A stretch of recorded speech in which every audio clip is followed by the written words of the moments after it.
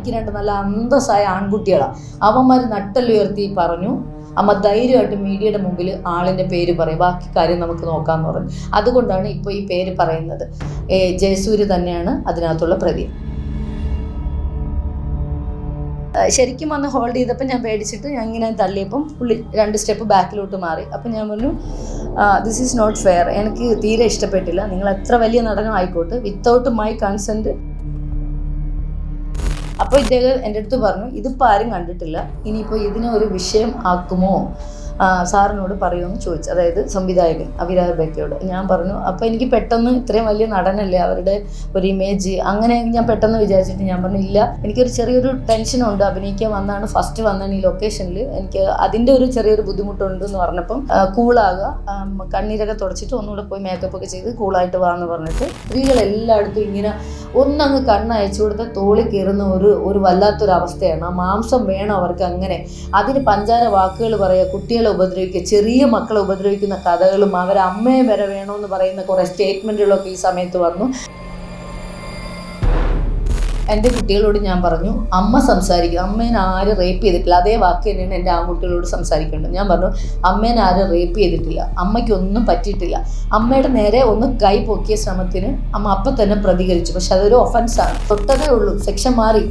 എന്നിട്ട് ഞാൻ സെക്ഷൻ കുറയുമോ, അല്ലെങ്കിൽ നമ്മളെന്തായാലും നമുക്ക് വന്നൊരു ഇൻസിഡൻറ്റ് പറഞ്ഞേ പറ്റൂ. എന്നിട്ട് ഞാൻ ചോദിക്കുകയാണ്. അപ്പം മാഡം പറഞ്ഞു, ഇനി ഇതിലും കുറയ്ക്കാനോ അല്ലെങ്കിൽ ഇത് നിയമമാണ്, നിങ്ങൾക്ക് എതിരെ വന്നൊരു സാധനത്തിൽ ഇനി നമുക്കൊന്നും ചെയ്യാൻ പറ്റില്ല, ഇത് സെക്ഷനാണ്.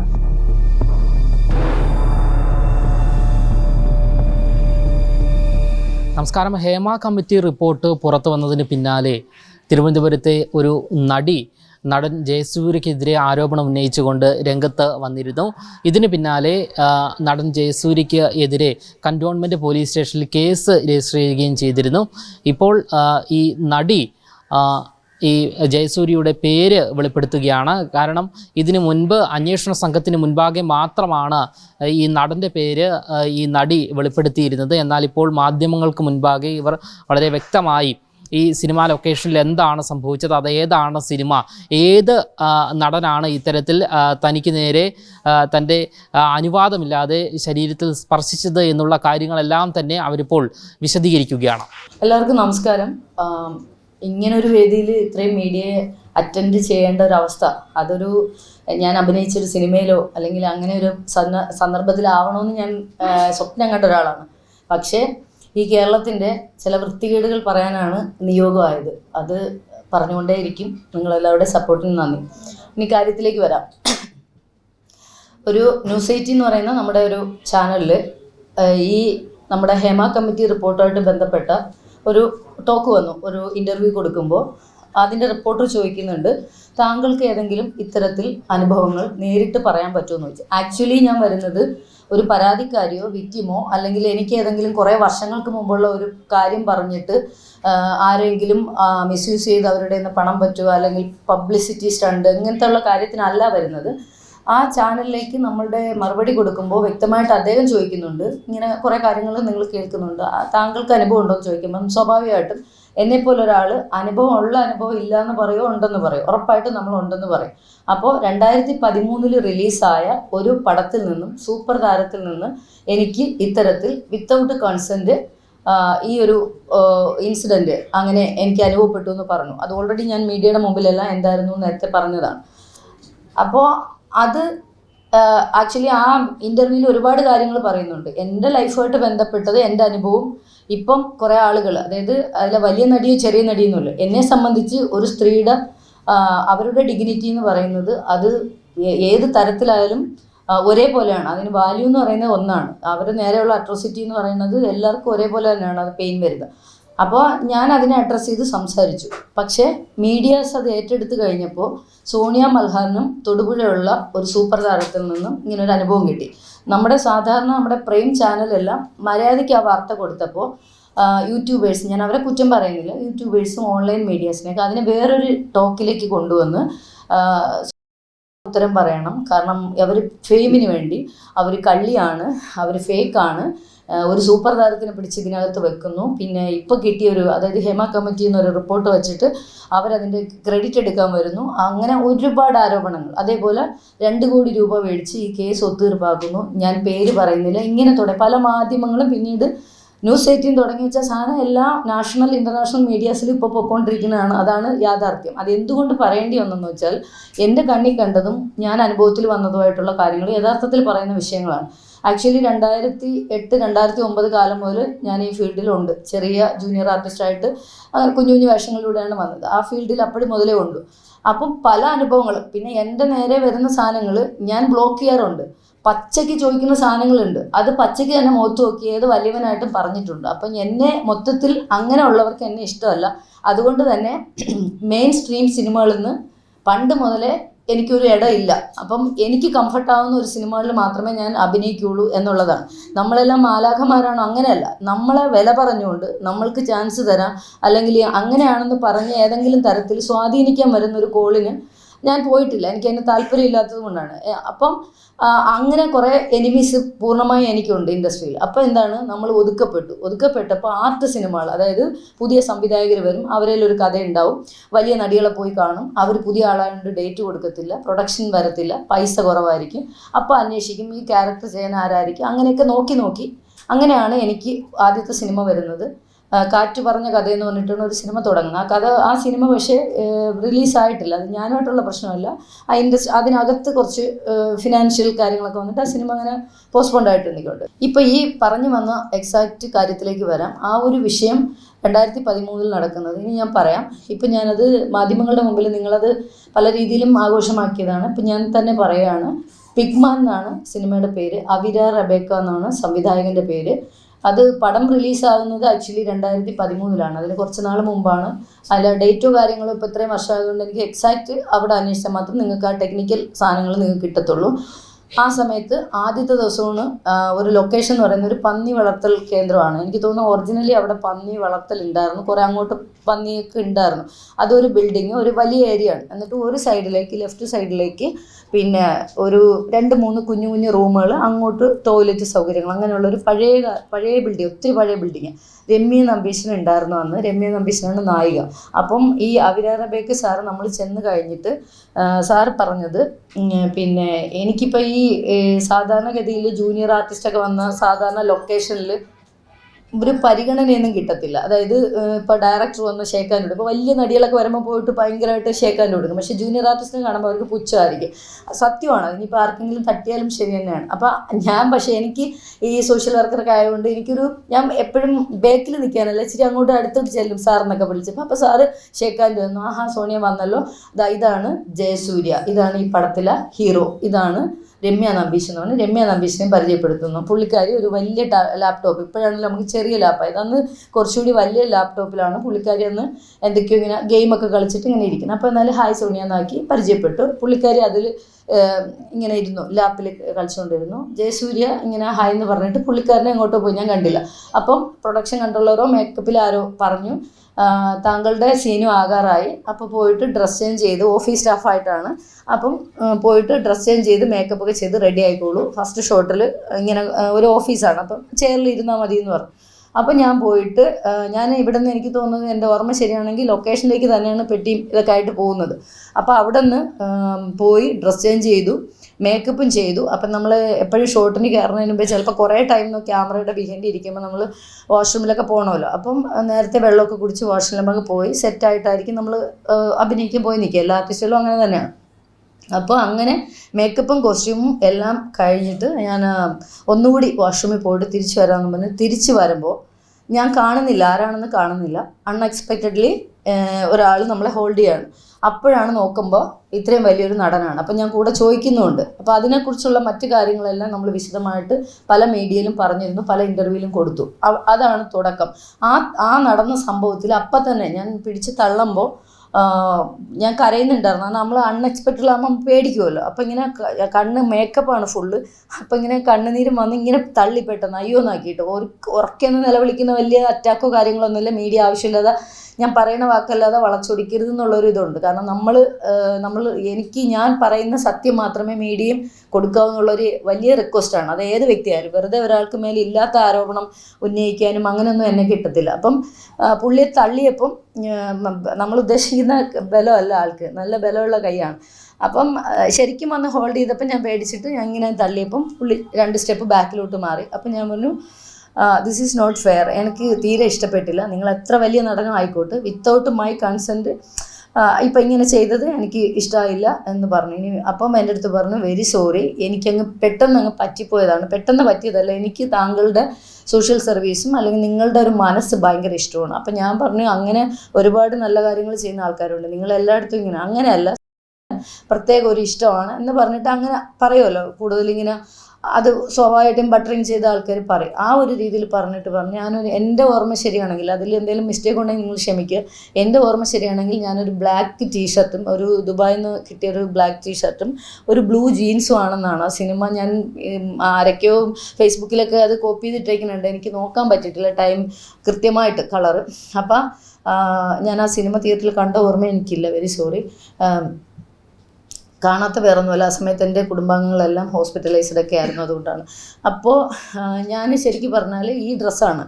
അപ്പോൾ എൻ്റെ അടുത്ത് ആ ഡ്രസ്സിനെ കുറിച്ചും ആൾ പറയുന്നുണ്ട്, ഈ ഡ്രസ്സും നിങ്ങളുടെ ഒരു സ്വഭാവവും അങ്ങ് പറ്റിപ്പോയതാണെന്ന് പറഞ്ഞു. അപ്പം ഇങ്ങനെ മാപ്പ് പറഞ്ഞിട്ട് പറഞ്ഞു. അപ്പം തന്നെ ഇതെല്ലാം 2 മിനിറ്റിൽ നടക്കുന്ന കാര്യങ്ങളാണ്. അപ്പം ക്രൂസ് എല്ലാം എനിക്ക് തോന്നുന്നു അടുത്ത ബിൽഡിംഗ് ആണ്, എല്ലാവർക്കും അങ്ങനെ പെട്ടെന്ന് കാണാമെന്ന് വെച്ചാൽ ഈ ബിൽഡിംഗ് ഇങ്ങോട്ടും ആ ഷൂട്ട് കിടക്കുന്ന സ്ഥലം ഇങ്ങോട്ടുണ്ട്. പക്ഷേ എനിക്ക് തോന്നുന്നത് രമ്യ നമ്പീഷിന് അപ്പുറത്തെ റൂമിൽ ആ സൈഡിലുണ്ട് കോസ്റ്റ്യൂമിൻ്റെ ആൾക്കാരുണ്ട്, ഓരോരോ മുറികളാണ്, ചെറിയ ചെറിയ പഴയ ബിൽഡിംഗ് മുറികളാണ്. അപ്പോൾ ഇദ്ദേഹം എൻ്റെ അടുത്ത് പറഞ്ഞു, ഇതിപ്പോൾ ആരും കണ്ടിട്ടില്ല, ഇനിയിപ്പോൾ ഇതിനെ ഒരു വിഷയം ആക്കുമോ, സാറിനോട് പറയുമെന്ന് ചോദിച്ചു, അതായത് സംവിധായകൻ അഭിരാജ് ബേക്കയോട്. ഞാൻ പറഞ്ഞു, അപ്പോൾ എനിക്ക് പെട്ടെന്ന് ഇത്രയും വലിയ നടനല്ലേ അവരുടെ ഒരു ഇമേജ്, അങ്ങനെ ഞാൻ പെട്ടെന്ന് വിചാരിച്ചിട്ട് ഞാൻ പറഞ്ഞു, ഇല്ല, എനിക്കൊരു ചെറിയൊരു ടെൻഷനുണ്ട്, അഭിനയിക്കാൻ വന്നാണ്, ഫസ്റ്റ് വന്നാണ് ഈ ലൊക്കേഷനിൽ, എനിക്ക് അതിൻ്റെ ഒരു ചെറിയൊരു ബുദ്ധിമുട്ടുണ്ട് എന്ന് പറഞ്ഞപ്പം കൂളാകുക, കണ്ണീരൊക്കെ തുടച്ചിട്ട് ഒന്നുകൂടെ പോയി മേക്കപ്പൊക്കെ ചെയ്ത് കൂളായിട്ട് വാന്ന് പറഞ്ഞിട്ട് അങ്ങ് പോയി. ഇനി നമ്മൾ നല്ല ഫ്രണ്ട്സ് ആയിരിക്കും, ഒരു കാര്യത്തിലും ഞാനിനി ടച്ച് പോലും ചെയ്യില്ല എന്ന് പറഞ്ഞു. അപ്പോൾ എനിക്ക് തോന്നുന്നത് ഒരു 3-4 ദിവസം നമ്മൾ അവിടെ ഉണ്ടായിരുന്നു, അഭിനയിച്ചിട്ടുണ്ട്. വേറെ ആരും ഒരു ബുദ്ധിമുട്ടും തന്നിട്ടില്ല, ഉള്ള പൈസയൊക്കെ മേടിച്ച് വീട്ടിൽ വന്നു. ഹസ്ബൻഡിനോടും എൻ്റെ ഏറ്റവും അടുത്ത വേണ്ടപ്പെട്ട ആൾക്കാരോടും എൻ്റെ സുഹൃത്തുക്കളോടും ഞാൻ ഇത്രയും വലിയൊരു നടന് നമ്മളിങ്ങനെ തുടക്കമല്ലോ, ജൂനിയർ ആർട്ടിസ്റ്റാണ്, ഇതൊക്കെ വലിയൊരു സംഭവമായിട്ടാണ് നമുക്ക് ഭയങ്കരമായിട്ട്, നമുക്ക് ആ സമയത്ത് ഇത്രയും കൂടെ ചെറുപ്പമല്ലേ, അപ്പോൾ അങ്ങനെ ഇത് കാര്യങ്ങൾ മനസ്സിലാക്കണം. പിന്നെ ഇൻഡസ്ട്രിയിൽ ഇങ്ങനെ കയറി പിടിക്കലോ അല്ലെങ്കിൽ ടച്ച് ചെയ്യാനുള്ള പെർമിഷനുള്ള ആൾക്കാരൊക്കെയാണ്, അവർക്ക് നമ്മളെയൊക്കെ ഇങ്ങനെ യൂസ് ചെയ്യാൻ പറ്റുന്ന ഒരു അവസ്ഥയിലാണ് ഈ ഇൻഡസ്ട്രി എന്ന് ആ സമയത്ത് എനിക്കറിയത്തില്ല. അപ്പോൾ അതൊരു വലിയൊരു ഇതായിട്ട് തോന്നി. ഞാൻ വീട്ടിൽ വന്ന് പറഞ്ഞപ്പം മനുവേട്ടൻ ഹസ്ബൻഡ് പറഞ്ഞു, ഒരു കാര്യം ചെയ്യും, മോള് കംഫർട്ട് അല്ലെങ്കിൽ സിനിമ വിട്ടേക്ക്, പിന്നെ ആളെ എന്തെങ്കിലും ചെയ്താക്കണോ ഞാൻ ചോദിക്കണമെന്നൊക്കെ ചോദിച്ചു. ഞാൻ പറഞ്ഞു, വേണ്ട, വെറുതെ ഒരു വിഷയം, ഒന്ന് ഞാൻ നിങ്ങൾ ഉദ്ദേശിക്കുന്ന ആളല്ല, എനിക്ക് ഭയങ്കര ഈ വഴക്കുണ്ടാക്കുക അതൊക്കെ എനിക്ക് ഭയങ്കര ഭയമുള്ള ആളാണ്, ഞാൻ ഒതുങ്ങി മാക്സിമം പോകും, പക്ഷെ തലേ കയറാൻ വന്നു കഴിഞ്ഞാൽ ഞാൻ വിടത്തുമില്ല. അപ്പം ഇത് ഞാൻ എൻ്റെ ഹസ്ബൻഡിനോട് പറഞ്ഞപ്പോൾ ആൾ പറഞ്ഞു, ഓക്കെ, നമുക്ക് പ്രശ്നം ഉണ്ടാക്കേണ്ടതെന്ന് പറഞ്ഞു. ആ സാധനം അവിടെ ക്ലോസ് ചെയ്തു.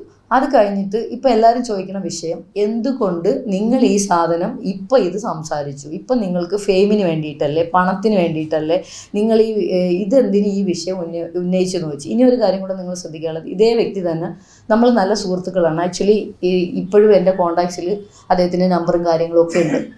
അപ്പോൾ പിന്നെ പല സാഹചര്യങ്ങളിലും എൻ്റെ ഇപ്പോൾ സ്റ്റാറ്റസിൽ നമ്മളിപ്പോൾ ഏതെങ്കിലും ഒരു പാവപ്പെട്ട രോഗിക്ക് വേണ്ടി ഓരോ കാര്യം പറയുമ്പോൾ എല്ലാം പറയണമല്ലോ, ഒരു വാക്കുകൊണ്ട് പോലും ഒരു മെസ്സേജിലോ വേറെ ഒരു തരത്തിലും എന്നെ പിന്നീട് ഒരിക്കലും അദ്ദേഹം ബുദ്ധിമുട്ടിച്ചിട്ടില്ല.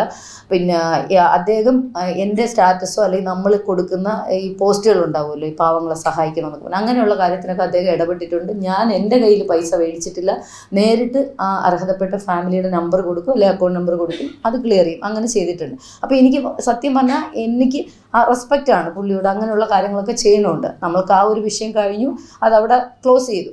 പക്ഷേ നമ്മുടെ ഉള്ളിൽ മരിക്കണവരെ 2013 നടന്നത് നമ്മളെ ജീവനുള്ള കാലം നമ്മളെ മെമ്മറിയിൽ ഉണ്ടാവുമല്ലോ, സ്വാഭാവികമായിട്ട് ഉണ്ടാവും. ഇൻഡസ്ട്രിയിൽ ആദ്യത്തെ അനുഭവമാണ്. പിന്നീട് നിരന്തരം പല അനുഭവങ്ങൾ വന്നപ്പം എനിക്ക് മനസ്സിലായത്, പിന്നെ ഞാൻ ലൊക്കേഷനിൽ പോകുമ്പോൾ ഞാൻ ജൂനിയർ ആർട്ടിസ്റ്റാണ്, എനിക്ക് കിട്ടുന്നത് 500-1000 ഒക്കെ ആയിരിക്കും, പക്ഷേ ഞാനൊരു പെണ്ണിനെയും കൊണ്ടായിരിക്കും പോണത്. അത് വീട്ടുകാരോട് ഇത് പറയാൻ പറ്റില്ല. അവരോട് പറഞ്ഞത്, ബാഗ് എനിക്ക് ഒറ്റയ്ക്ക് എടുക്കാൻ പറ്റത്തില്ല, അപ്പോൾ ഒരു സ്റ്റാഫിനെ വേണമെന്ന് പറഞ്ഞിട്ട് ഏതെങ്കിലും ഒരു സ്ത്രീയെ വെച്ചിട്ടാണ് നമ്മൾ, ഈവൻ എനിക്ക് തോന്നുന്നത് തിരുവനന്തപുരത്ത് ലൊക്കേഷനിൽ പോലും ഞാൻ ഗീതാഞ്ജലിയുടെ ലാലേട്ടൻ അഭിനയിച്ച ലൊക്കേഷനിൽ പോലും ഞാൻ എൻ്റെ കൂടെ സ്റ്റാഫ് കാര്യങ്ങളുണ്ടായിരുന്നു. എൻ്റെ വല്യച്ഛൻ്റെ മോൾ ആ സമയത്ത് വന്നിരുന്നു. അപ്പം എന്ന് വെച്ചാൽ എനിക്ക് ഒരു ഇത് പെട്ടി ചുമക്കണ മാത്രമല്ല, എനിക്ക് ഇത്തിരി കൂടെ ഒരു ധൈര്യവും അങ്ങനെ അതിന് വേണ്ടിയിട്ട് ആ സമയത്ത് അങ്ങനെയാണ്. എന്ന് വെച്ചിട്ട് പോകുന്ന ലൊക്കേഷനിലെല്ലാം വലിയ വലിയ നടികളാണ് വരുന്നത്, എത്രയോ സുന്ദരികളാണ്. നമ്മളൊക്കെ നോർമൽ ആളുകളാണ്, ഭയങ്കര സൗന്ദര്യമുള്ള ആൾക്കാരാണ്, കുട്ടികളാണ് വരുന്നത്. ആരും അങ്ങനെയൊന്നും കയറി അറ്റാക്കും പിടിക്കുകയൊന്നുമില്ല. അതൊക്കെ നമ്മളെ തെറ്റിദ്ധാരണകളാണ്. സിനിമാ ലോകത്ത് എല്ലാവരും പീഡന വീരന്മാരാണെന്നൊരു ധാരണ ഉണ്ട്. അങ്ങനെയൊന്നും നിങ്ങൾ മാധ്യമങ്ങളും കൊടുക്കരുത്. കാരണം അതിനകത്ത് നല്ല ജീവിതങ്ങളുണ്ട്, അതും നമ്മൾ കോട്ട് ചെയ്യണം. അപ്പം ഇത് പറയാം. ഇപ്പം ഇതിന് ശേഷം ഞങ്ങൾ സുഹൃത്തുക്കളാണ്. പല സാമൂഹ്യ പ്രവർത്തനങ്ങളുമായിട്ട് ബന്ധപ്പെട്ട വേദികളിലും ഞങ്ങൾ ഒരുമിച്ച്, ഞാൻ അദ്ദേഹത്തെ പേഴ്സണൽ, നിങ്ങൾ ഇപ്പോൾ ആഘോഷമാക്കുന്നത് അവർ ഭയങ്കര കൂട്ടാണ്, അവർ രണ്ടുപേരുള്ള ഫോട്ടോ ഉണ്ട്, അതിങ്ങനെ ആഘോഷമാക്കിക്കൊണ്ട് ഞാൻ വീണ്ടും ജയസൂര്യയായിട്ട് നല്ല ബന്ധത്തിലായിട്ട് പിന്നെ ഇത് വന്നു എന്നുള്ളത് അതിൻ്റെ മറുപടിയാണ് ക്രിസ്റ്റൽ ക്ലിയർ ആയിട്ട് ഞാൻ പറയുന്നത്. സോഷ്യൽ വർക്കുമായിട്ട് ബന്ധപ്പെട്ട വേദികൾ, എനിക്ക് തോന്നുന്നു എറണാകുളം, കോഴിക്കോട്, എക്സാക്ട് പ്ലേസ് എനിക്കറിയില്ല, നമ്മുടെ ട്രസ്റ്റിൻ്റെ അവിടെ കോഴിക്കോടുള്ള ട്രസ്റ്റിൻ്റെ ഒരു ഉദ്ഘാടന പരിപാടിയായിട്ട് ബന്ധപ്പെട്ട് ഞാനല്ല വിളിച്ചത്. ഞാൻ ആ ട്രസ്റ്റിൻ്റെ ആൾക്കാർക്ക് ജയസൂര്യയുടെ നമ്പർ കൊടുത്തു. ജയസൂര്യ ഫംഗ്ഷനിൽ പങ്കെടുക്കുകയും സഹകരിക്കുകയും ചെയ്തിട്ടുണ്ട്. ഞാനും എൻ്റെ മൂത്ത മകനും ആ പരിപാടിയിൽ പങ്കെടുത്തു. മകൻ്റെ കൂടെ നിന്ന്, മകൻ്റെ തോളി പിടിച്ച് നിന്ന് ജയസൂര്യ ഫോട്ടോ എടുത്തിട്ടുണ്ട്, ഞങ്ങളെല്ലാവരും എടുത്തിട്ടുണ്ട്. അപ്പോൾ ഇതേ സാധനങ്ങൾ ഫേസ്ബുക്കിൽ വന്നിട്ട് ഇപ്പം നമ്മൾ സുഹൃത്തുക്കളായിരുന്ന ആളിനെ വെച്ചിട്ട് എന്തിനിങ്ങനെ ചെയ്യണമെന്നുള്ളതിൻ്റെ ഉത്തരങ്ങളാണ് ഇത്. നമ്മൾ നല്ല സുഹൃത്തുക്കൾ തന്നെയാണ് എന്ന് വിചാരിച്ചിട്ട് ഡെയിലി കോൺടാക്ട്സോ ജയസൂര്യ അങ്ങോട്ട് പോകണമെന്നോ ഞാൻ അങ്ങോട്ട് പോകണമെന്നോ പുള്ളിക്ക് അറിയത്തില്ല. പക്ഷേ ഞാൻ സോഷ്യൽ വർക്ക് ചെയ്യണത് പുള്ളിക്ക് അറിയാം. നല്ല കാര്യങ്ങൾ ചെയ്ത് അപ്രീഷിയേറ്റ് ചെയ്യാറുണ്ട്, അത്രേ ഉള്ളൂ. അതാണ് സൗഹൃദം, സാധാരണ ഉള്ള സൗഹൃദം. അപ്പോൾ അതിനെ മാധ്യമങ്ങളല്ല, ഈ സാധാരണ ഈ യൂട്യൂബേഴ്സ്, ഓൺലൈൻ മാധ്യമങ്ങൾക്കും കൂടെ നിങ്ങളെന്തായാലും ഇത് വെളിവിടുമ്പോൾ അവർക്ക് കിട്ടുമല്ലോ, അവരാണ് ഇതിനെ എടുത്തിട്ട് അലക്കുന്നത്. അപ്പം നിങ്ങൾ ആവശ്യമില്ലാത്ത കാര്യങ്ങളിൽ പോകുക. കാരണം എന്തായാലും അവരുടെയൊക്കെ കുടുംബത്തിൽ ഇതൊക്കെ ഒരു പ്രശ്നങ്ങൾ തന്നെയാണ്. അപ്പം കൂടുതൽ സങ്കീർണതകൾ ഇല്ലാത്തത് ഉണ്ടാക്കരുതെന്ന് മാത്രമേ ഉള്ളൂ.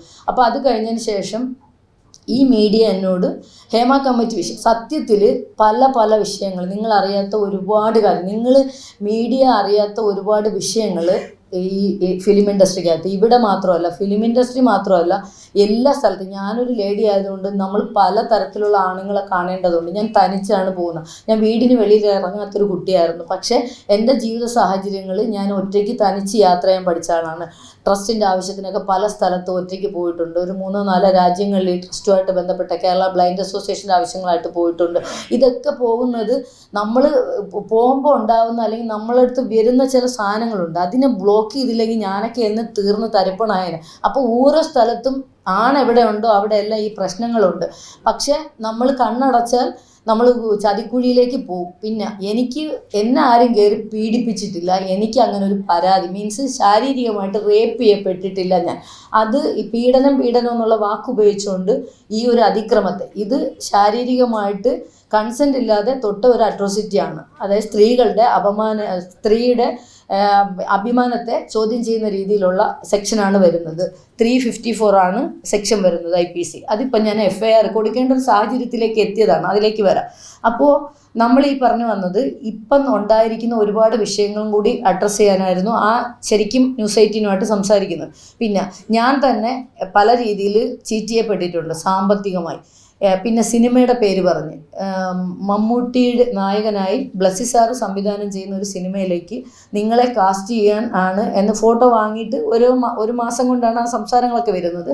എന്നിട്ട് പറയുന്നത് നിങ്ങളെ ബ്ലസ്സി സാറിന് ഓക്കെയാണ് ഈ പടത്തിൽ, അതായത് ഒരു ക്യാൻസർ പേഷ്യൻ്റ് ആയിട്ടുള്ളൊരു രോഗിയാണ്, അപ്പം നിങ്ങൾ കുറച്ചുകൂടി മെലിയണം. ഇത് പറഞ്ഞിട്ട് ഇപ്പോൾ ഒരു 4-5 വർഷമാവും. പിന്നെ അപ്പോൾ എനിക്കൊരു 65 മേലിൽ വെയിറ്റ് ഉണ്ട്. അപ്പോൾ ഒരു 55 10 കിലോ 30 ദിവസം കൊണ്ട് കുറയ്ക്കണം. പിന്നെ നിങ്ങൾ സിനിമയ്ക്ക് വേണ്ടിയിട്ടാണ് എന്നുള്ള രീതിയിൽ, അത്ര നമ്മളിപ്പോൾ ഇങ്ങനെ പറയുന്നതല്ല, അത്രത്തോളം നമ്മൾ വിശ്വസിക്കുന്ന രീതിയിലായിരുന്നു അയാളുടെ ഇടപെടലുകൾ.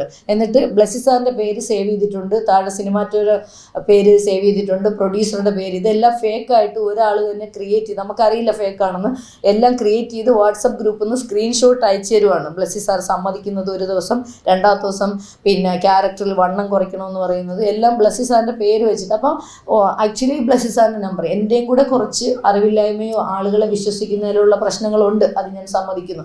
കാരണം ബ്ലസ്സി സാറിൻ്റെ നമ്പർ എൻ്റെ കയ്യിലുണ്ടായിട്ട് ഞാൻ അദ്ദേഹത്തെ വിളിച്ച് ചോദിച്ചില്ല. ഒരാളെ ബ്ലൈൻഡായിട്ട് വിശ്വസിക്കുന്നതിലുള്ള പ്രശ്നമാണ്. പുള്ളിയുടെ പേര് ഗുരു എന്നാണ് എൻ്റെ അടുത്ത് പറഞ്ഞത്. നമ്പർ എൻ്റെ കയ്യിലുണ്ട്, അത് വേറൊരു കേസായിട്ട് പിന്നീട് ഫയൽ ചെയ്യും. ഇതിൻ്റെ ഇടയിൽ അതും കൂടെ പറ്റാത്തതുകൊണ്ടാണ്. അപ്പോൾ അയാൾ പിന്നീട് പറയുന്നത്, സ്വന്തമായിട്ട് പറയുന്നത് എൻ്റെ പേര് അമൽ എന്നാണ്. അയാളുടെ ഒരു ദിവസം അയാളുടെ ഫോട്ടോ ഫേസ്ബുക്കിലൊക്കെ നോക്കുമ്പോൾ അനീഷ് എന്നാണ്, എൻ്റെ വേറെ എന്തോ ഒരു വാലുണ്ട്, അത് കിട്ടുന്നില്ല, ഇപ്പോൾ മറന്നുപോയി. അപ്പോൾ ഈ കള്ളത്തരങ്ങൾ പറഞ്ഞിട്ടുള്ള ഒരു മനുഷ്യൻ പിന്നീട് അയാൾ മരണപ്പെട്ടു എന്നും പല പല ഫേക്ക് കഥകളാണ് അതിൻ്റെ പുറകിൽ വരുന്നത്. എന്തായാലും അതൊരു ചതിയായിരുന്നു. അതറിയുന്നത് തിരുവനന്തപുരത്ത് IFFKയുടെ ഫംഗ്ഷന് ഒരു ദേശീയ അവാർഡ് ജേതാവായിട്ടുള്ള ഡയറക്ടർ വരുമ്പോൾ അദ്ദേഹം വേറൊരു കഥ എന്നോട് പറയാണ്, ആ സിനിമയിൽ ചിലപ്പോൾ സോണിയയ്ക്ക് ചെയ്യാൻ പറ്റും എന്നുള്ള രീതി ഒരു സ്റ്റോറി പറയുമ്പോൾ എൻ്റെ മനസ്സിങ്ങനെ വേവുക. നമ്മളിങ്ങനെ മമ്മൂക്കയുടെ കാര്യം വീട്ടിൽ പറഞ്ഞു, എൻ്റെ കുട്ടികളോട് പറഞ്ഞു, ഈ കോസ്മെറ്റിക് സർജറി ചെയ്യുന്ന ഡോക്ടറോട് പറഞ്ഞു, കടം വാങ്ങി സർജറി ചെയ്തു, 3 സർജറി ശരീരത്ത് ചെയ്തു, വണ്ണം കുറയ്ക്കുകയാണ്. ഞാൻ ആ കഥാപാത്രത്തെ അത്രയൊന്നും ഉറക്കമില്ല. കാരണം മമ്മൂക്കയുടെ നായികയായിട്ടൊരു പടം എന്നൊക്കെ പറയുമ്പോൾ ജീവിതത്തിൽ കിട്ടുന്ന ഒരു സാധനമല്ലേ, കുറച്ചേ ഉള്ളൂ മരിച്ചു പോകുന്നൊരു കഥാപാത്രമാണ്. അത്ര സ്വപ്നം കണ്ട് ഇത്രയും ചെറിയ പടത്തിലൊക്കെ അഭിനയിച്ച് എല്ലാവരും വഴക്കുണ്ടാക്കിയിട്ട് എന്തായാലും രക്ഷപ്പെടാൻ പോണ ഒരു മൊമെൻ്റ് ആണെന്ന് ഞാൻ ആഘോഷിച്ച് അങ്ങനെ ഇരുന്ന് എനിക്ക് കിട്ടിയത്, സാറ് വിളിക്കുമ്പോൾ ബ്ലസ്സി സാറ് പറയുന്നത്, ഞാൻ ഇങ്ങനൊരു പടത്തെക്കുറിച്ച് ചിന്തിച്ചത് മമ്മൂക്കയുടെ ഒരു പ്രോജക്റ്റ് ഇപ്പോൾ റണ്ണല്ലല്ലോ, ഞാൻ ആക്ച്വലി മറ്റേ പടത്തിൻ്റെ പുറകിലാണ്. മറ്റേ പടം എന്ന് അദ്ദേഹം പറയുന്നത് ആടുജീവിതത്തിൻ്റെ പുറകിൽ റിസർച്ചും കാര്യങ്ങളും ചെയ്യുന്ന സമയമാണ് സാറ്. ആ ഒരു ദിവസം കടന്നു പോയത് എങ്ങനെയാണെന്ന് എനിക്കറിയത്തില്ല. അപ്പം ഞാൻ മനസ്സിലാക്കി ഇതിനകത്ത് എനിക്ക് പോലും എന്ന് പറഞ്ഞാൽ ഞാൻ വിചാരിക്കുന്നത് എനിക്ക് എല്ലാവരെയും മനസ്സിലാക്കാനൊക്കെ ഉള്ള കഴിവുണ്ട്, എന്നെ അങ്ങനെ പറ്റിക്കപ്പെടാൻ പറ്റത്തില്ല എന്നൊക്കെ ഉള്ള ഒരു അഹങ്കാരമുള്ള ഒരാളും കൂടി ആയിരുന്നു. അതിൻ്റെ ഫലമായിട്ട് ഞാൻ പോലും വിശ്വസിച്ചിട്ട് ഇത്രയും വലിയൊരു സർജറി അയാൾ പറയുന്ന ഓരോ വാക്കും വിശ്വസിച്ച് നമ്മൾ പോയി. അപ്പോൾ എൻ്റെ ശരീരത്തിന് എനിക്ക് ശരീരത്തിനേറ്റതിനേക്കാൾ വേദന എൻ്റെ മനസ്സിനുണ്ട്. ഇപ്പോഴും നമുക്ക് ആ സർജറിയായിട്ട് ബന്ധപ്പെട്ട ബുദ്ധിമുട്ടുകളുണ്ട്. 2 വർഷത്തോളം സെൻസേഷൻ ഇല്ലായിരുന്നു ശരീരത്തിന്, ആ സർജറി ചെയ്ത ഭാഗങ്ങൾ. അപ്പോൾ ശരിക്കും പറഞ്ഞാൽ നമ്മൾ നന്നായിട്ട് പറ്റിക്കപ്പെട്ടു. അപ്പോൾ ഫിലിം ഫീൽഡിൽ അയാൾ സിനിമയുടെ ഒരു പ്രൊഡക്ഷൻ മാനേജർ എന്നാണ് അവകാശപ്പെടുന്നത്. ടെക്നിക്കലി അത് സ്ഥിരപ്പെടുത്തിയിട്ടില്ല, അതുകൊണ്ടാണ് അത് ഏത് ലൊക്കേഷൻ. പക്ഷേ മമ്മൂക്കയോ ബ്ലസ്സി സാറോ ഇതൊന്നും അറിഞ്ഞിട്ടില്ല, അതുകൂടി കൊടുക്കണം, അല്ലെങ്കിൽ ഹെഡ്ലൈൻ എല്ലാം പോണ വേറെ രീതിയിലായിരിക്കും. അങ്ങനെയൊന്നും ചെയ്യരുത്. അവരാരും ഇത് അറിഞ്ഞിട്ടില്ല. ഇതൊരു ഫേക്കായിട്ടുള്ള ഒരാളുടെ ക്രിയേറ്റിവിറ്റിയാണ്. എന്നെ ഇതേപോലെ പറ്റിച്ചിട്ടുണ്ടെങ്കിൽ അയാൾ ആരെയെല്ലാം ഏതെല്ലാം സംവിധായകൻ്റെ നായികയാക്കാമെന്നും പറഞ്ഞ് ചെറിയ കുട്ടികളടക്കം ഏതൊക്കെ രീതിയിൽ മിസ്യൂസിങ് വന്നിട്ടുണ്ടെന്ന് ആരെങ്കിലുമൊക്കെ ഈ വാർത്താ സമ്മേളനം കാണുന്നെങ്കിൽ കുട്ടികൾ മുന്നോട്ട് വന്ന് പോലീസിനോടോ മീഡിയയോടോ ഒക്കെ പറയുക എന്നുള്ള റിക്വസ്റ്റ് മാത്രമേ ഉള്ളൂ. കാരണം ഇവനൊരു ചെറിയ മീനല്ല, ഇവനെ വെച്ചിട്ട് വളർത്തുന്ന, ഇതിനൊക്കെ ഒത്താശ കൊടുക്കുന്ന ഒരു സൊസൈറ്റി, അത് ഇൻഡസ്ട്രിയിലാണോ പുറത്തായാലും ഉണ്ട്. അപ്പോൾ ഇതൊക്കെ എനിക്കൊരു തുറന്ന് പറയണമെന്ന് തോന്നി. ഇങ്ങനെ പല പല വിഷയങ്ങൾ. പിന്നെ പല പെൺകുട്ടികളും ഓരോ ലൊക്കേഷനിൽ പോയിട്ട് അവരനുഭവിക്കുന്ന വേദന പറഞ്ഞിട്ടുണ്ട്. കൂടെ കിടക്കാൻ വിളിക്കുന്നു, പിന്നെ വെള്ളം അടിക്കുന്നു, പിന്നെ വെള്ളം മദ്യപിക്കാൻ നിർബന്ധിക്കുന്നു, വൃത്തികെട്ട രീതിയിൽ പെരുമാറാൻ പറയുന്നു, അവരെ ബുദ്ധിമുട്ടിക്കുന്നു, എല്ലാ തരത്തിലും. അത് സിനിമയിലെന്നല്ല, ഒരുപാട് ഞാനൊരു സോഷ്യൽ വർക്കർ ആയതുകൊണ്ട് എൻ്റെ നമ്പർ ഹെൽപ്പ് ലൈനായിട്ട് ഫേസ്ബുക്കിലും എല്ലാം ഉണ്ട്. അപ്പോൾ അതിലെല്ലാം വിളിച്ചിട്ട് ഓരോ സ്ത്രീകൾ എല്ലായിടത്തും ഇങ്ങനെ ഒന്നങ്ങ് കണ്ണയച്ചു കൊടുത്ത തോളി കയറുന്ന ഒരു വല്ലാത്തൊരവസ്ഥയാണ്. ആ മാംസം വേണം അവർക്ക്. അങ്ങനെ അതിന് പഞ്ചാര വാക്കുകൾ പറയുക, കുട്ടികളെ ഉപദ്രവിക്കുക, ചെറിയ മക്കളെ ഉപദ്രവിക്കുന്ന കഥകളും അവരമ്മയെ വരെ വേണമെന്ന് പറയുന്ന കുറേ സ്റ്റേറ്റ്മെൻറ്റുകളൊക്കെ ഈ സമയത്ത് വന്നു. ഒപ്പം ഹേമ കമ്മിറ്റി റിപ്പോർട്ട് 4 വർഷം പൂഴ്ത്തി വെച്ച് അതിനകത്ത് ആരൊക്കെയാണ് നമ്മൾ പറയുന്ന 62ഓളം പേര് മൊഴി കൊടുത്തെന്ന്, അതെന്താ സംഭവം എന്നറിയില്ല, ഇതൊക്കെ ഹൈഡ് ചെയ്യുന്നു. അപ്പം പ്രതികൾ ഇവിടെ നല്ല പക്വതയുള്ള നല്ല സ്ഥാനത്തിരിക്കുന്ന ആളുകളില്ലെങ്കിൽ ഇതൊക്കെ ഹൈഡ് ചെയ്യേണ്ട ആവശ്യമില്ല. ഇങ്ങനെ പല ചിന്ത എൻ്റെ ഉറക്കം കെടുത്തിയപ്പോഴാണ് പുതിയ പുതിയ ആരോപണങ്ങളുമായിട്ട് ഓരോരുത്തർ വരുന്നത്. അതേ സമയത്താണ് ഇതെന്തെങ്കിലും പറയണം, എനിക്ക് മീഡിയയോട് സംസാരിക്കണം, ഇത്തരം വൃത്തികേടുകൾ എനിക്കും കുറച്ച് അനുഭവപ്പെട്ടിട്ടുണ്ട്, അതേപോലെ എൻ്റെ സുഹൃത്തുക്കളും ഇത് അനുഭവപ്പെടുന്നുണ്ട്, ഇത് മീഡിയ മൂലം വെളിയിൽ വരണം എന്നൊരു തോന്നൽ വന്നു. എനിക്ക് ഏറ്റവും കൂടുതൽ അപമാന ഭാരം കൊണ്ട് ഞാൻ പ്രതികരിക്കണം എന്ന് തോന്നിയ ഒരു സംഭവം, ചലച്ചിത്ര അക്കാദമി ചെയർമാനായിട്ടുള്ള തലപ്പത്തിരിക്കുന്ന രഞ്ജിത്ത് സാറിന് എതിരെ ബംഗാളി നടി വന്നൊരു പരാതി വളയെണ്ണൽ തുടങ്ങി പറയുന്നു. ഇതിൻ്റെയൊക്കെ തെളിവും കാര്യങ്ങളും തെളിയിപ്പിക്കേണ്ടതൊക്കെ സാറാണ്. സാർ തെറ്റ് ചെയ്തിട്ടില്ലെങ്കിൽ ധൈര്യപൂർവ്വം നിൽക്കുക.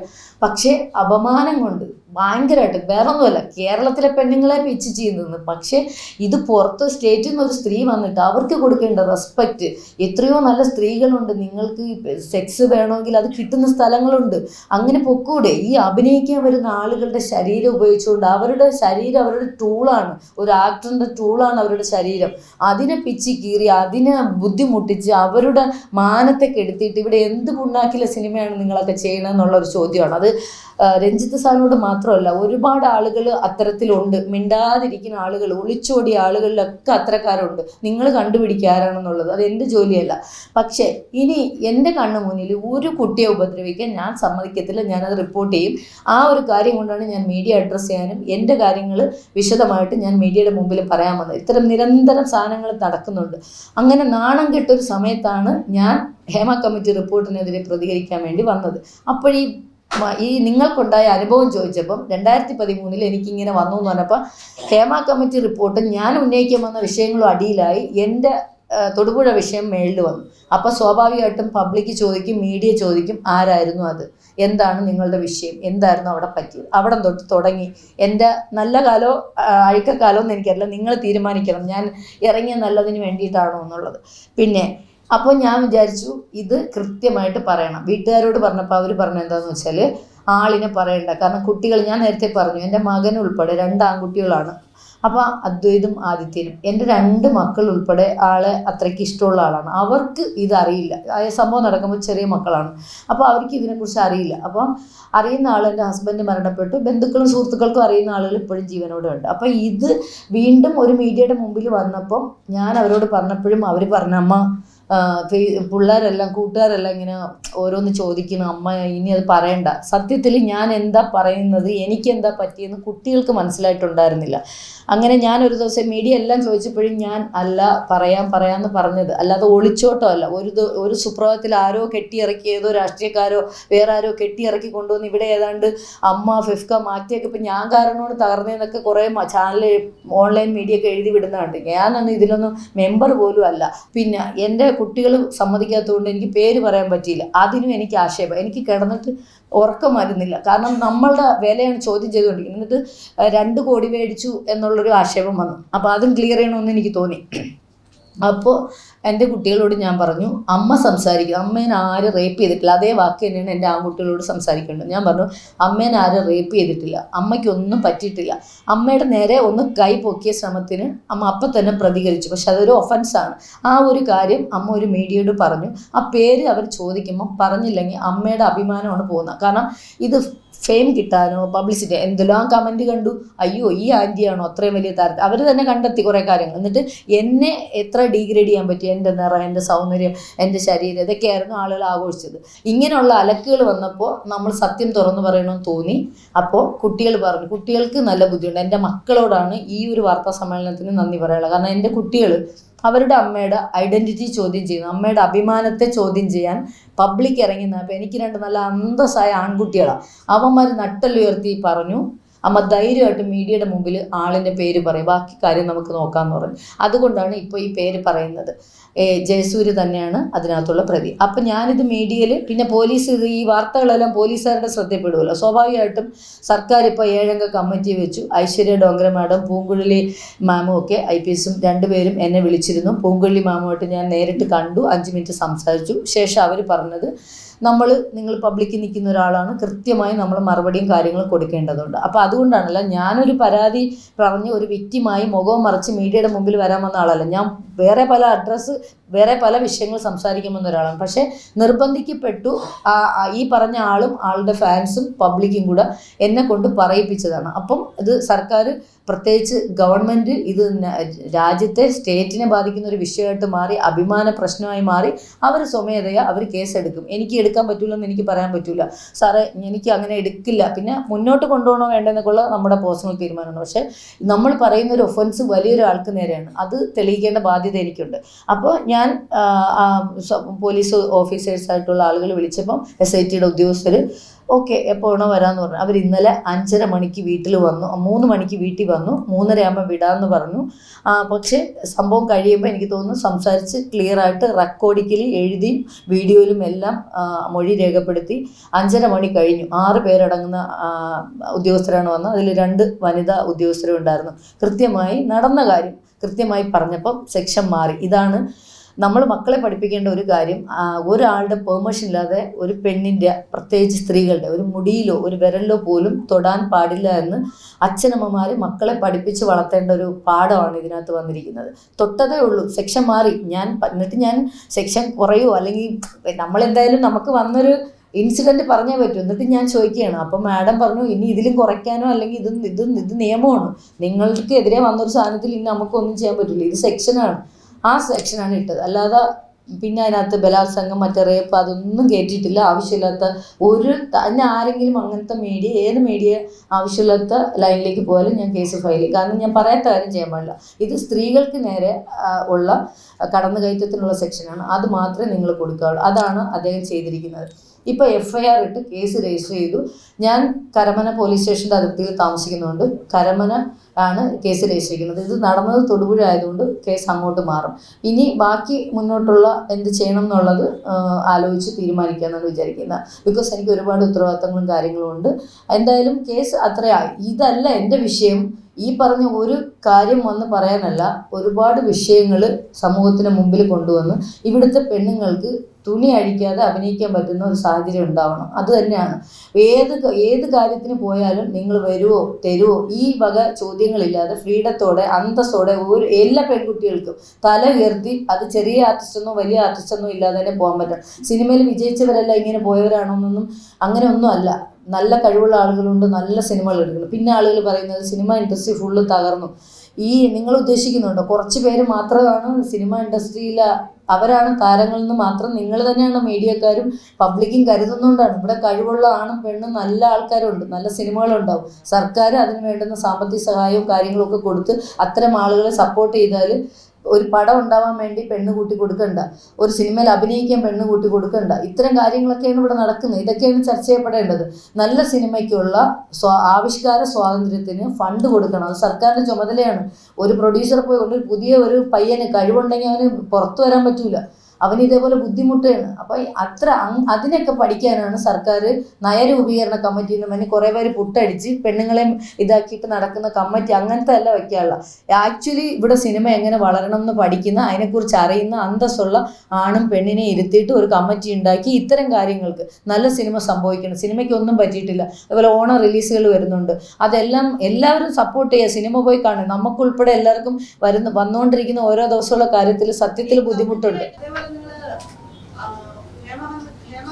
റിപ്പോർട്ടില് ജൂനിയർ ആർട്ടിസ്റ്റുകളെ അടിമകളായിട്ടാണ് കാണുന്നതെന്ന് ഒരു പരാമർശമുണ്ട്.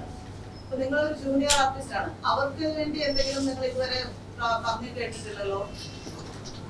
അത് ശരിയാണ്. അതെ, പിന്നെ അതിനാണല്ലോ എന്തുകൊണ്ടാണ് ഞാൻ താങ്കൾ ശ്രദ്ധിച്ചില്ലെന്ന് തോന്നുന്നു. ഞാൻ ആദ്യമേ പറഞ്ഞിരുന്നു, ഇത് ജയസൂര്യ എന്ന് പറയുന്ന ഒരു വ്യക്തിക്കെതിരെ കേസ് കൊടുക്കാൻ വന്ന ഒരാളല്ല. ഞാൻ ഇത്തരം വിഷയങ്ങൾ അഡ്രസ്സ് ചെയ്യാൻ വേണ്ടിയിട്ട് വന്നാണ് മീഡിയ ഫസ്റ്റ് കാണുന്നത്, ആദ്യമേ കാണുന്നത്. അത്തരത്തിൽ അതായത് അവർക്ക് എല്ലാ സൗകര്യവും ഇപ്പം പറഞ്ഞ സ്വാതന്ത്ര്യത്തിലെല്ലാം വരും. അവർക്ക് ശമ്പളം വേണം, അവർക്ക് ശുചിമുറി ഉണ്ടായിരിക്കണം, അവർക്ക് സ്വാതന്ത്ര്യത്തോടെ വർക്ക് ചെയ്യാൻ പറ്റണം, അവരെ മനുഷ്യനായി പരിഗണിക്കണം. ഞാൻ ഏതെല്ലാം മീഡിയയിൽ പറഞ്ഞു, നിങ്ങൾ കേട്ടില്ലായിരിക്കും. 2 തരത്തിലുള്ള ഭക്ഷണം കൊടുക്കുന്നതും ഒക്കെ ഞാൻ ഏതെല്ലാം ചാനലിൽ പറഞ്ഞിരുന്നു. അതൊന്നും വേറെ കൃത്യം ഞാൻ പോയിട്ടുള്ള എല്ലാ ലൊക്കേഷനിലും ഞാൻ പ്രശ്നം ഉണ്ടാക്കിയിട്ടുണ്ട്.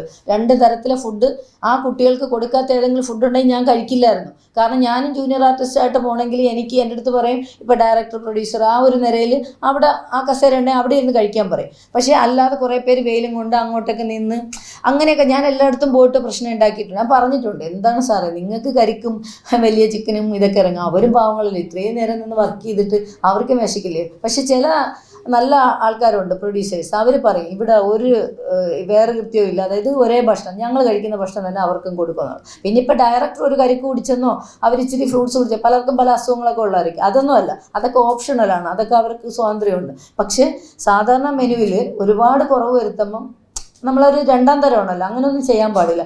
ശമ്പളത്തിലൊക്കെ കുറവാകും, കാരണം വലിയ ആർട്ടിസ്റ്റിന് കൊടുക്കുന്നത്.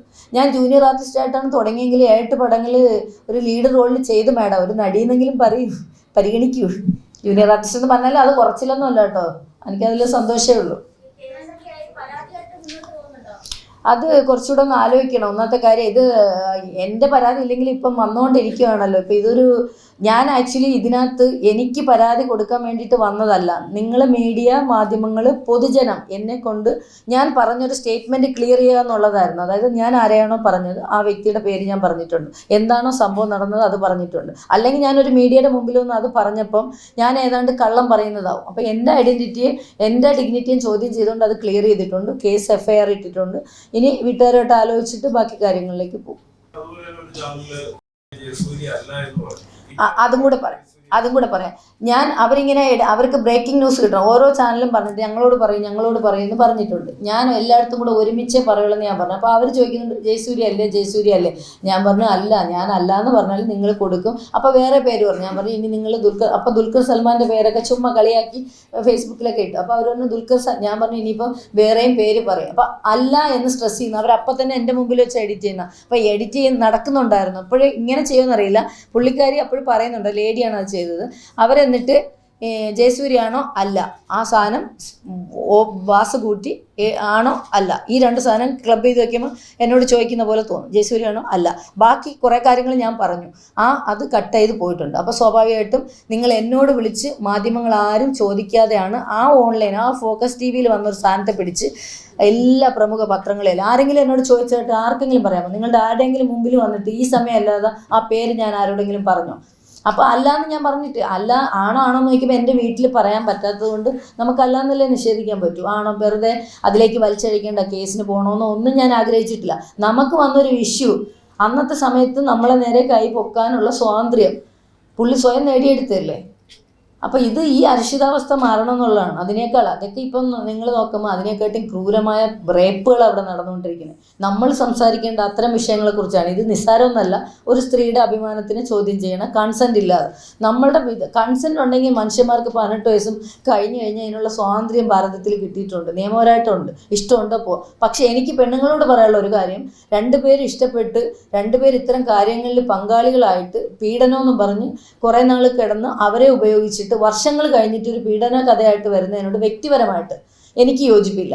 അന്ന് നടന്നൊരു ഇൻസിഡൻറ്റ് ഞാൻ പറഞ്ഞു എന്നല്ലാതെ ഞാൻ ആരുടെയെങ്കിലും കൂടെ അങ്ങനെ ഒരു ഇതിലേക്ക് എനിക്ക് വന്നിട്ട് നാളെ ഞാനത് വിളിച്ച് പറയുന്നതിനോട് അങ്ങനെ ഒരു പെണ്ണുങ്ങളും വരരുതെന്നാണ്. കാരണം നിങ്ങളത് ഫേവർ ചെയ്ത് പോയ ആൾക്കാരാണ്. നിങ്ങൾക്ക് ഫെയിമിനോ പണത്തിനോ അല്ലെങ്കിൽ നിങ്ങളെ ഉപദ്രവിച്ചിട്ടുണ്ടെങ്കിൽ ആ സ്പോട്ടിൽ നിങ്ങൾ FIR ഇടണമായിരുന്നു.